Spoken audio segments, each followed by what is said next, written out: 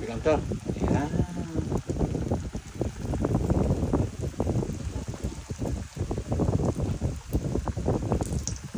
Ayan. Ha? Pwede. Pwede kaibigan. Ito. Pagsisiksiki ko na yan tayo. Kasi na po eh. Mabilis. Mabilis. Mabilis pa yun. Hindi patagal yan para makain na. Di ba? Ayan. Kaibigan, tinan niya. Ayan o. Siksik. Siksik piglig ang tawag dyan. Kita niyo ba? Ayan po.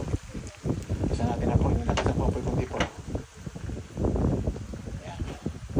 Kita niyo po. Ganda na ito kaibigan o.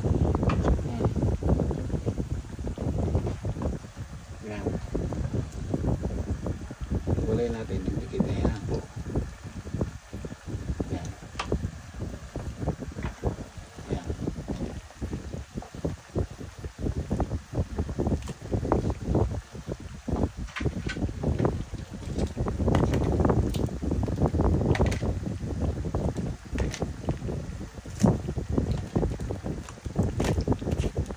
Bigan no? Sarap nito. Paano kaibigan pwede, di ba? Turon banana po ito. Tama lang yung laki. Nadali mo dalawa, patalo ka. Mas kapilang ka na pagto ito.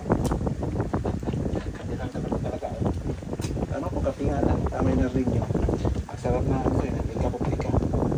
Pag-imagas mo ka sa pangin. Kapupli. Natalo. Itong saging na nabili ko sa ano kanina sa Oxford. Yung tawag dito mani pa lang magkakita. Medyo hindi masyadong hinog para. Kasi pag hinog na hinog, hindi malambot. Hindi magandang ito.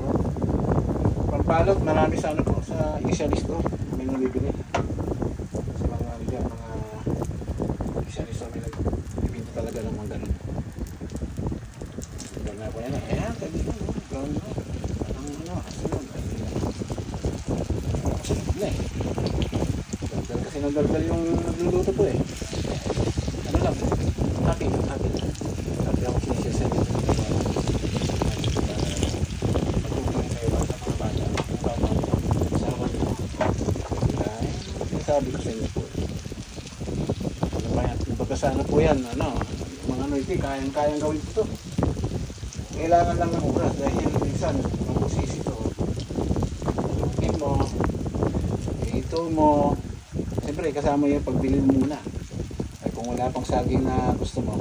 Yung pan po, yung plantain pwede rin po. Huwag lang yung hinog na hinog. Masarap din po yun. Aros pa rin yung saba yun. Itong ginamit ko yung ibang saging lang na normal na medyo ano pa, hindi masyadong hinog ha.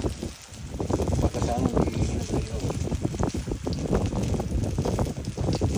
Pag hinog na hinog pan po eh. Siyang matamis, hindi malaman, malambot. Yan, tama lang. Lapit na po ito kaibigan. Lapit pa. Ayan o. Ganda o. Kaibigan, kain tayo ng turon. Mamaya po, pakita ko sa iyo pagtapos na natin ng luto ko po. Magandang gabi muli sa atin lahat po.